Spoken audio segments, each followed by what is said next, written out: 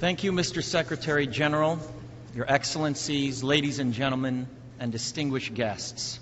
I am honored to be here today. I stand before you not as an expert, but as a concerned citizen, one of the 400,000 people who marched in the streets of New York on Sunday, and the billions of others around the world who want to solve our climate crisis. As an actor, I pretend for a living.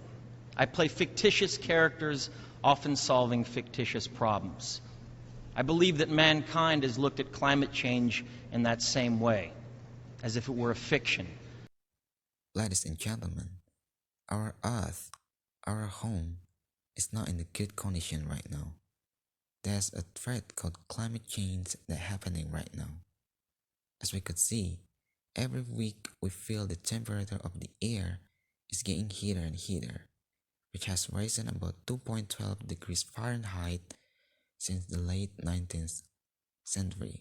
And it's not only happened with the air, but also with the ocean. We are seeing the Greenland and the Antarctic ice sheet have decreased in mass.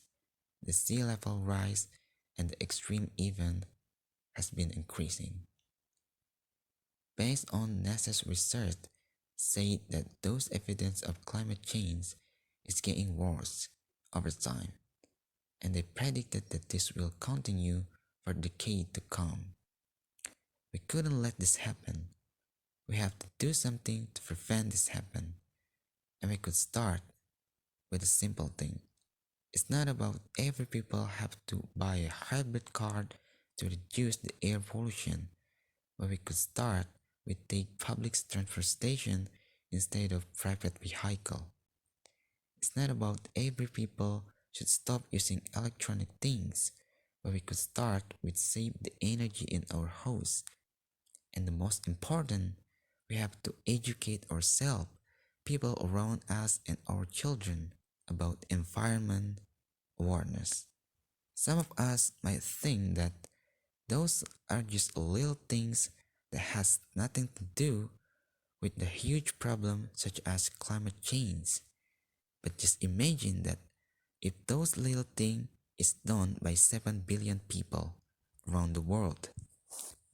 Imagine if every people take public transportation instead of private vehicle, then it would help to reduce around 2.4 tons of carbon emission. And imagine if every people save energy in their house, then it would help to conserve limited natural resource.